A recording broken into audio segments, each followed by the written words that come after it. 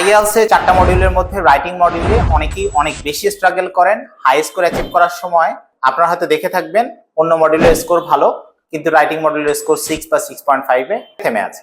Test writer বা এক্সামের question রাইটাররা বা অনেক সিনিয়র এক্সামিনাররা এটাকে বলেন স্টাক অন ফেনোমেনন।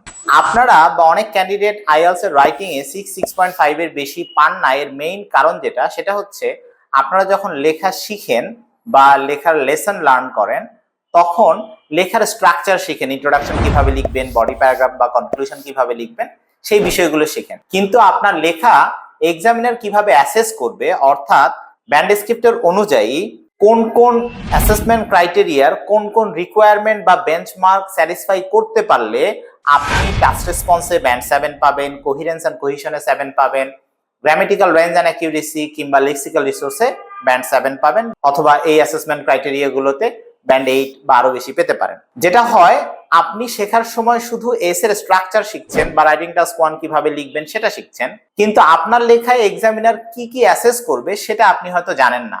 সহজ করে যদি বলি, ব্যান্ড ডেসক্রিপ্টরের ব্যাপারে ক্লিয়ার পারসেপশন না থাকা। সুতরাং আপনার যদি আইএলস রাইটিং এ অনেক ভালো স্কোরের প্রয়োজন হয় তাহলে প্রথম যেটা করবেন, 4টা অ্যাসেসমেন্ট ক্রাইটেরিয়ার প্রত্যেকটাতে আপনার কি কি রিকোয়ারমেন্ট স্যাটিসফাই করতে হবে সেটা সম্পর্কে ক্লিয়ার পারসেপশন আগে নিয়ে নেন। আপনাদের বোঝার সুবিধার্থে আমরা এই ভিডিওর ডেসক্রিপশন কিংবা কমেন্ট বক্সে রাইটিং ব্যান্ড ডেসক্রিপ্টরের ওল্ড ভার্সন এবং নিউ ভার্সন দুটোই শেয়ার করে দিব।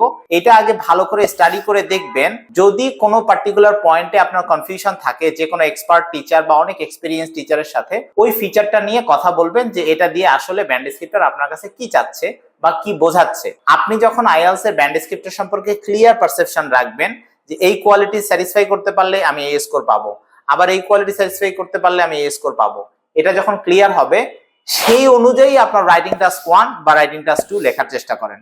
তখন দেখবেন আপনার রিকোয়ার্ড স্কোর রিচ করা আপনার জন্য সহজ হচ্ছে।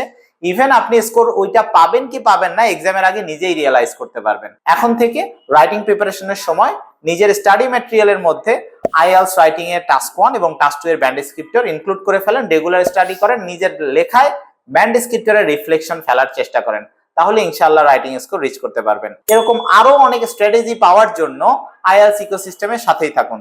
Thank you very much.